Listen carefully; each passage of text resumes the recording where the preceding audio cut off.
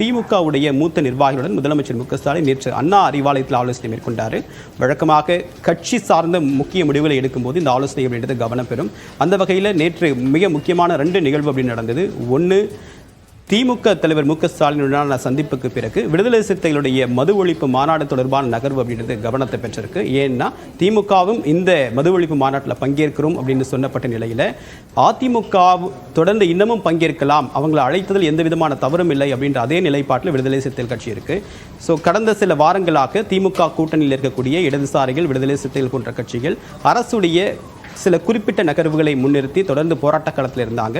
உதாரணத்திற்கு மின் கட்டண உயர்வு, அதற்கு முன்பு கள்ளச்சாராய மரணம், அதற்கு பின்பாக பழனியில் நடைபெற்ற ஆன்மீக மாநாடு, இந்த மாதிரி விஷயங்கள் எடுக்கப்பட்ட தீர்மானம், இந்த மாதிரி தொடர்ச்சியாக சில விஷயங்களை சுட்டிக்காட்டி திமுக கூட்டணிக்குள்ளே இருந்தாலும் அரசுடைய செயல்பாட்டை விமர்சனம் பண்ணிட்டு இருந்தாங்க.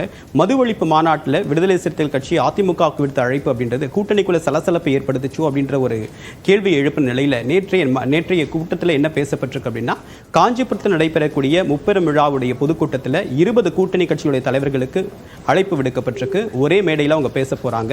இந்த பேச்சின் மூலமாக சட்டமன்ற தேர்தலுக்கு 200 தொகுதியில் ஜெயிக்கணும் அப்படின்ற இலக்கு நிர்ணயித்திருக்கூடிய திமுகவுடைய வலிமையை உணர்த்தக்கூடிய விதமாகவும் கூட்டணி கட்சிக்குள்ளே ஏற்பட்டக்கூடிய ஒரு கருத்து வேற்றுமையை சுமூகமாக பேசி முடிக்கணும் அப்படின்றதுல தன்னுடைய பலத்தை எதிர்க்கட்சிகளுக்கு காட்டணும் அப்படின்ற விஷயமா ஒரு யூகத்தின் அடிப்படையில் இந்த நகர்வு அப்படின்னு மேற்கொள்ளப்பட்டிருக்கிறதா ஒரு பார்வை இருக்கு.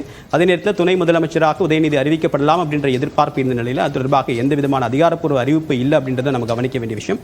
அடுத்ததாக, மைக்கேல்பட்டியில் மாணவி தற்கொலை விவகாரம் தொடர்பாக சிபிஐ நேற்று மதுரை உயர்நீதிமன்ற கிளையில் ஒரு மிக முக்கியமான தகவலை சொல்லியிருக்காங்க. அதில் தஞ்சாவூர் மாவட்டத்தில் இருக்கக்கூடிய மைக்கேல்பட்டி இருக்கக்கூடிய தனியார் பள்ளியில் மாணவியை மதமாற்றம் செய்ய தூண்டியதாகவும் அழுத்தம் கொடுத்ததாகவும் அதன் காரணமாக தற்கொலைக்கு முயன்றதாக அதற்கு பிறகு இறந்ததாக கூறி ஒரு வீடியோ வெளியிடப்பட்டது.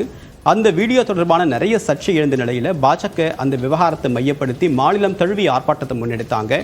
மதமாற்ற தடை சட்டத்தை அமல்படுத்தணும் அப்படின்ற வலியுறுத்தினாங்க. தேசிய அளவில் இந்த விவகாரம் பெரிய அதிர்வலை ஏற்படுத்திச்சு. நேற்று சிபிஐ இந்த விவகாரத்தில் ஒரு விளக்கம் கொடுத்திருக்காங்க. என்ன அப்படின்னா, மதமாற்றம் செய்ய அந்த மாணவிக்கு எந்த விதமான அழுத்தமும் தரப்படவில்லை, அது மதமாற்றம் சார்ந்த விஷயமே கிடையாது. அந்த மாணவிக்கு விடுதியில் கூடுதல் பணிகள் கொடுக்கப்பட்டிருக்கு, அதன் காரணமாக ஏற்பட்ட அழுத்தத்தின் காரணமாக அவங்க தற்கொலை செய்திருக்காங்க, அதற்கான ஆவணங்கள் இருக்குது, 141 பேரிடம் விசாரணை செஞ்சிருக்கும் அப்படின்னு ஒரு விளக்கம் கொடுத்திருக்காங்க. இதன் மூலமாக மதமாற்றம் அப்படின்ற விஷயம் இதில் பூதாகரமாக்கப்பட்டிருக்கு, உள்நோக்கத்தோடு பெருசுப்படுத்தப்பட்டிருக்கு அப்படின்ற ஒரு பார்வை அப்படின்றது அரசியல் தளத்தில் முன்வைக்கப்படுது. அப்போது ஏற்படுத்தின தாக்கம், மதமாற்றம் தமிழ்நாட்டில் இருக்கா, கட்டாய மதமாற்றம் தமிழ்நாட்டில் இருக்குது, அரசு நடவடிக்கை எடுக்க மாட்டேன்றாங்க அப்படின்னு சொல்லிட்டு ஒரு பரவலான விமர்சனம் முன்வைக்கப்பட்ட நிலையில் அது அரசியல் தளத்திலும் பெரிய விவாதத்துக்குள்ளானாங்க.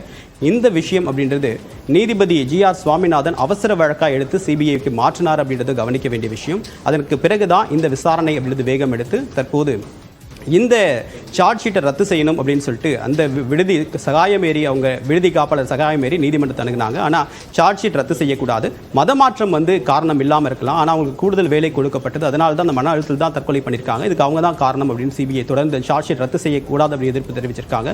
ஸோ வழக்கு அப்படின்றது இந்த மதமாற்றம் விஷயத்திற்கு ஒரு முற்றுப்புள்ளி வைத்திருக்கிறதா தான் புரிஞ்சுக்க முடியுது.